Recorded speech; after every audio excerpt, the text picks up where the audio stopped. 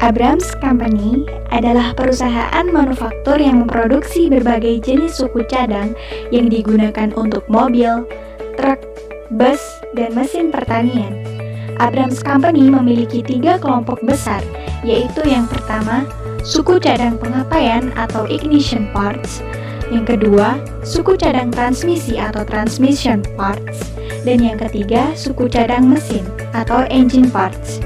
Suku cadang buatan Abrams dijual baik pada agen tunggal pemegang merek atau OEM (Original Equipment Manufacturer) dan distributor yang menjual ke pengecer dan dijual lagi sebagai suku cadang pengganti kepada konsumen.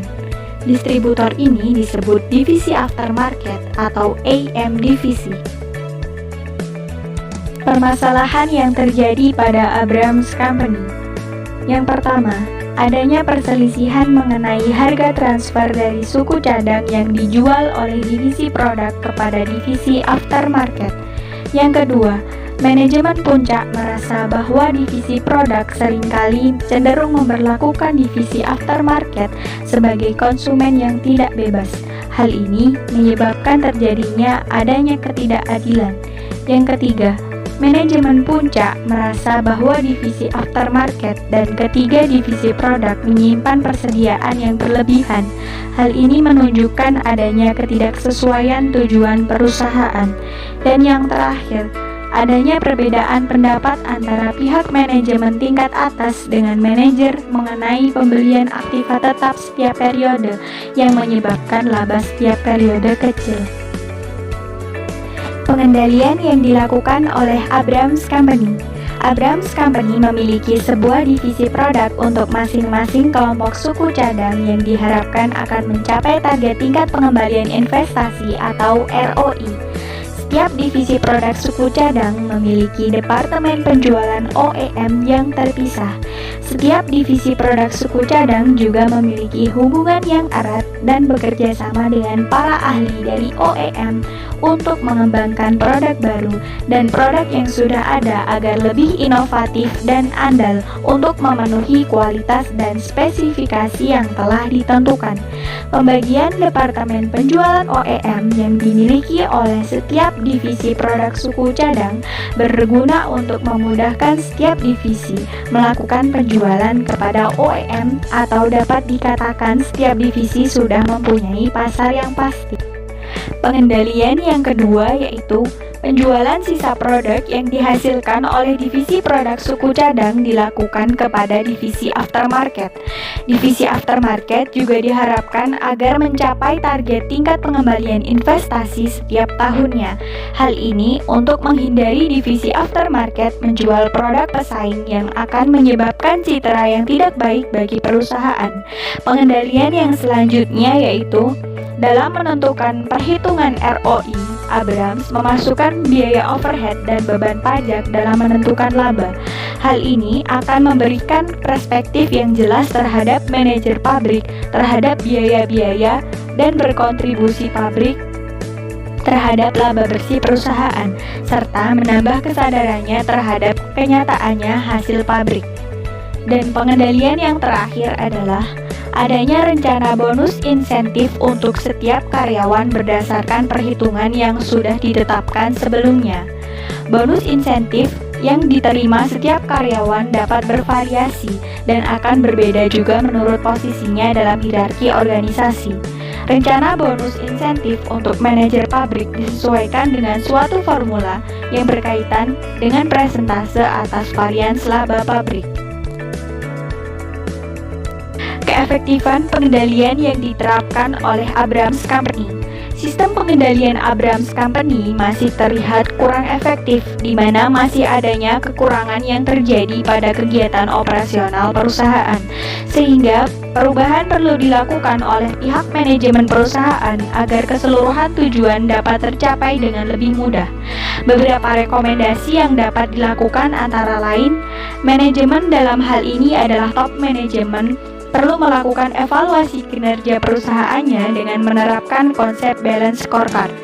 Konsep ini dapat digunakan untuk melakukan perencanaan strategis perusahaan yang lebih efektif. Dengan begitu, perusahaan dapat memonitoring kinerja perusahaan secara berkelanjutan.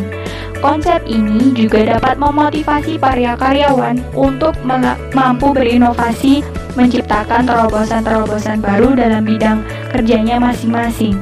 Selanjutnya, untuk mencapai itu, manajemen perlu melakukan pelatihan agar kualitas karyawannya dapat terus meningkat. Strategi pemasaran yang digunakan oleh Abrams Company. Pemasaran Abrams Company memiliki dua strategi dalam pemasaran. Yang pertama, divisi produk atau OEM, dan yang kedua, divisi AM atau aftermarket. Menurut manajemen tingkat atas, kedua divisi ini tidak dapat digabung karena konsumen dari divisi produk berbeda dengan konsumen divisi AM. Bahkan ketiga divisi produk tidak dikonsolidasikan karena para agen penjual OEM dari setiap divisi cenderung bekerja dengan orang-orang yang berbeda, yaitu pengapaian, transmisi, dan mesin.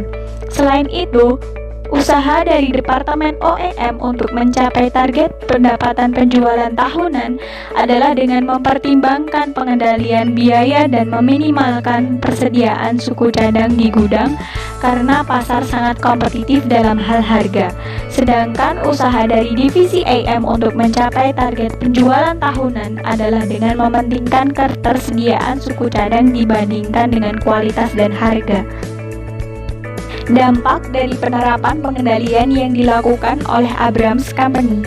Keputusan manajemen puncak Abrams Company atas pusat laba merupakan keputusan yang tegas, jelas, dan mendetail. Akan sangat bagus jika diterapkan pada perusahaan berskala kecil. Namun, Abrams Company merupakan perusahaan manufaktur berskala besar yang menuntut kemandirian di masing-masing divisi. Keputusan manajemen puncak ini memiliki beberapa kekuatan dan kelemahan serta ancaman dan peluang tersendiri. Hal yang menarik dalam kasus Abrams Company. Yang pertama, kekuatan. Abrams memiliki struktur manajemen yang jelas, menerapkan bonus, dan divisi aftermarket menjual produknya ke pasar domestik dan luar negeri sehingga membantu perusahaan menghemat biaya ketika ada input internal. Dan yang kedua, kelemahan. Ketiga divisi ini kurang terhubung. Dari transaksi antara tiga divisi memungkinkan adanya sengketa transfer pricing. Mereka membeli bahan baku terpisah dan menyimpannya sehingga membuat persediaan menjadi berlebihan sepanjang tahun, dan di dalam penjualan kadang-kadang harus menegosiasikan harga sehingga dapat menyebabkan produktivitasnya rendah. Dan yang ketiga, kesempatan.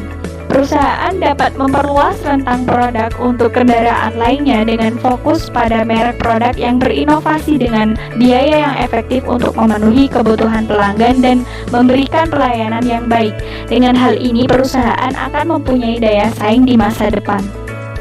Setelah semua penjelasan tadi, di sini terdapat keterkaitan antara kasus Abrams Company dengan materi yang akan kita pelajari pada pekan ini, yaitu Abrams Company menggunakan ROI sebagai satu-satunya pengukuran kinerja perusahaan. Apalagi dalam ROI ini menggunakan aktiva bersih awal tahun dalam pengukurannya tanpa melihat persediaan yang ada selama tahun berjalan. Apalagi dengan adanya libur Natal yang menyebabkan penurunan persediaan dan juga akan menyebabkan ROI selalu tinggi. Abrams Company juga memberikan kompensasi insentif yang dalam pembuatannya sekitar 50 manajer staff dan lini ikut berpartisipasi. Dan juga semua karyawan akan mendapatkan insentif yang besarannya akan bervariasi sesuai dengan jabatannya. Selain itu, perhitungan insentif ini dihitung dari rumus tetap yang akan terkait dengan laba per saham.